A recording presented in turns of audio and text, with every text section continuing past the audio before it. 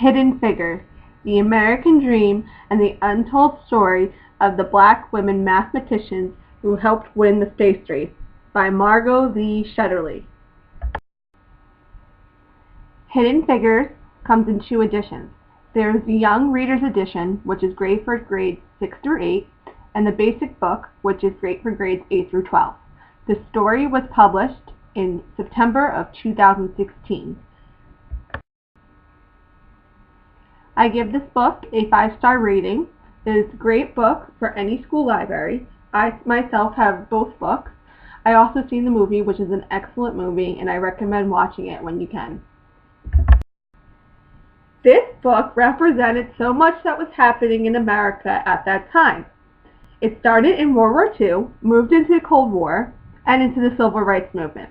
It was a very segregated time in America, but the women who inspired this story landed their job at the Langley Memorial Aeronautical Laboratory in Hampton, Virginia. The women who inspired this story are 4 African American women named Dorothy Vaughan, Katherine Goebel Johnson, Mary Jackson, and Christine Darden. Dorothy Vaughan started out as a teacher making very little money, so she decided she needed to make an extra income. She would do anything to take care of her family, even if that meant doing laundry for soldiers. But when she saw a bulletin that said mathematics across the top, she knew that was the job for her. When she got the position at Langley, she didn't realize how much her life would change, but her life changed for the better. Her work throughout her career helped her move on to being the first Black woman supervisor ever at Langley. Katherine Goebel Johnson was a mathematician who played a huge role in calculating launches such as the moon landing and John Glenn's orbital flight. Katherine also started out as a teacher, but with her intense background in mathematics, she decided to apply to Langley. When she got the position there, she felt alone in most of her assignments. In most cases, she was the only Black person and the only woman there. Discrimination and sexism was definitely in the air at Langley, but that did not stop Katherine from doing what she did best: math. When Mary Jackson first started out at Langley, she worked under the supervision of Dorothy Vaughan.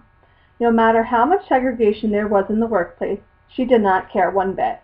She always stood by her work, and she became the first female engineer at Langley. Christine Darden actually went to school with Katherine Johnson's daughters. Katherine knew about Christine's background in mathematics and convinced her to apply to Langley. She received the job at Langley as a mathematician and a data analyst, following in the footsteps of Dorothy, Katherine, and Mary.